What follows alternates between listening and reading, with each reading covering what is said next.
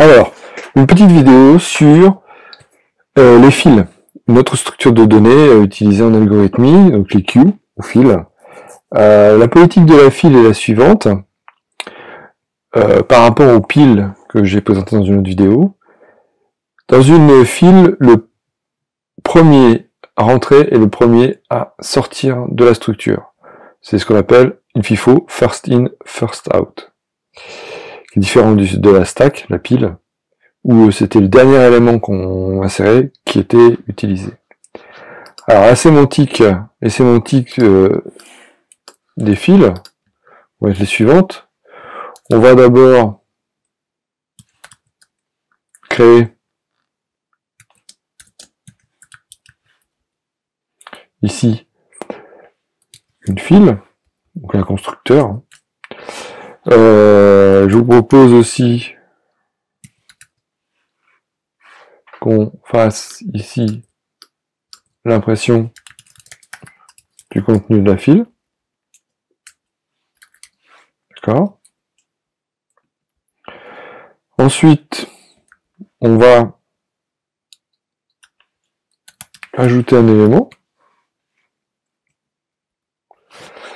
OK. Ensuite, on va rajouter un autre, par exemple. On va réimprimer ici la file. Et puis, on va récupérer ici un élément.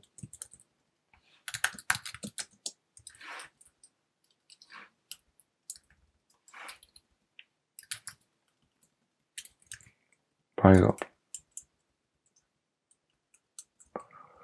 On va faire plutôt add. Voilà, donc la file, c'est un élément. Voilà, on récupère un élément, on ajoute des éléments, on récupère un élément.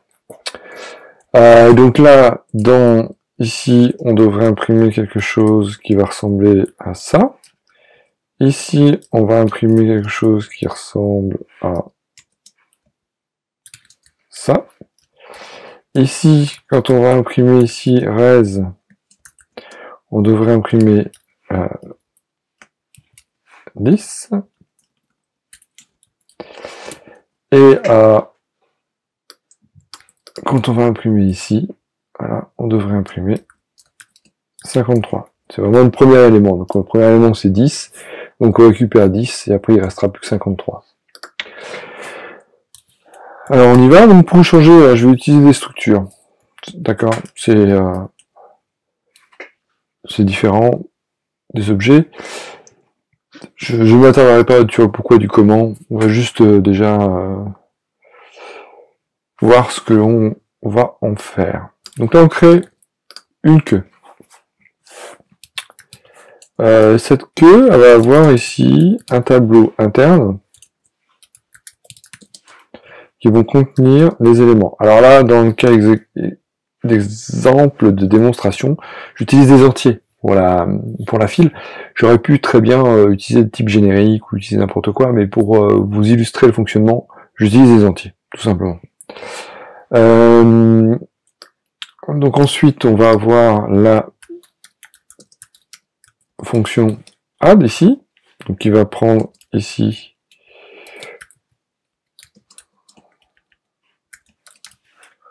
un entier. Donc on va rajouter ici, voilà, on va rajouter notre valeur. Ok. Ensuite, on va avoir la variable description.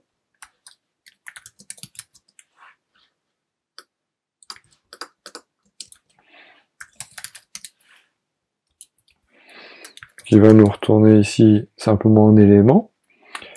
Donc pour l'instant, on va faire juste ça. Voilà.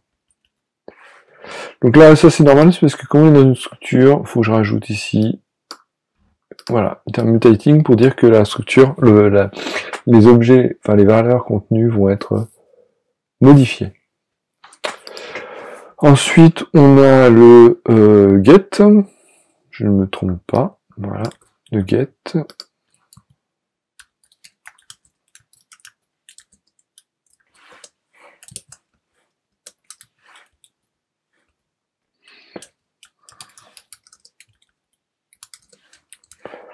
Voilà, donc là on a tous nos corps de fonctions, donc ça devrait, on devrait sortir quelque chose, on va vérifier tout de suite.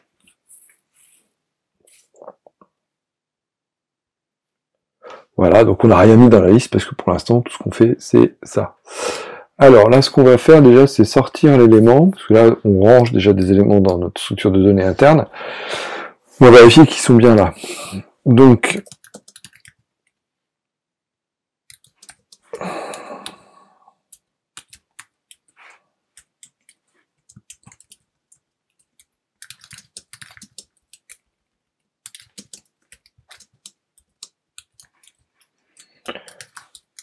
voilà, donc là je retourne ici un tableau de résultats, un tableau, une chaîne de caractères, et cette chaîne de caractères, je la construis en incrémentant à chaque fois, en ajoutant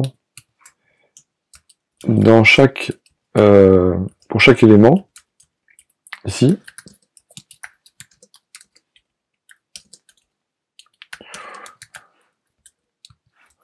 voilà, pour chaque élément du tableau, je vais aller rajouter ici la valeur. Ok?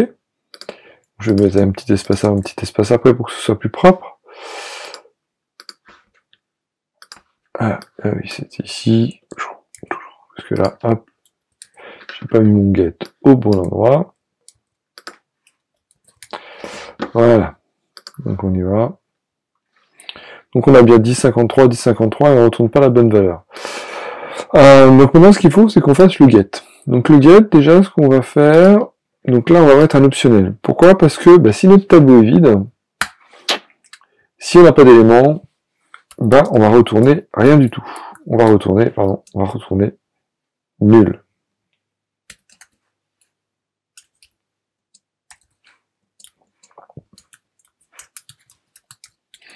Alors après on pourrait voir est-ce que le tableau est vide ou pas, mais là si on n'a pas d'éléments, on retourne nil. Sinon, qu'est-ce qu'on va faire? Sinon, déjà, on va aller chercher ici le premier élément. Donc ça va être qu'on va récupérer ici le premier élément et on l'enlève. Et donc là, on retourne cet élément-là. Donc on va voir ce que ça donne. Voilà, donc là, ça semble bon. Un petit let. Voilà. On recommence. Donc là, on avait bien, au départ, rien. Ensuite, on a 10 et 53. On récupère ici le 10. Et donc dans le tableau, il ne reste plus que 53. Voilà, donc c'est une présentation des fils. Donc first in, first out. Donc ce sont des structures de données pour lesquelles la stratégie est la suivante. On ajoute des éléments dans cette structure de données.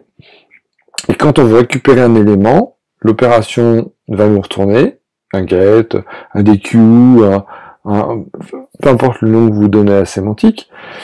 Vous allez récupérer l'élément tel que c'est l'élément le plus ancien, c'est-à-dire que c'est les premiers éléments à avoir été insérés dans la liste. Donc c'est différent de la pile, ça a son intérêt pour certaines structures de données. Voilà, c'était une présentation des fils, des queues. Merci.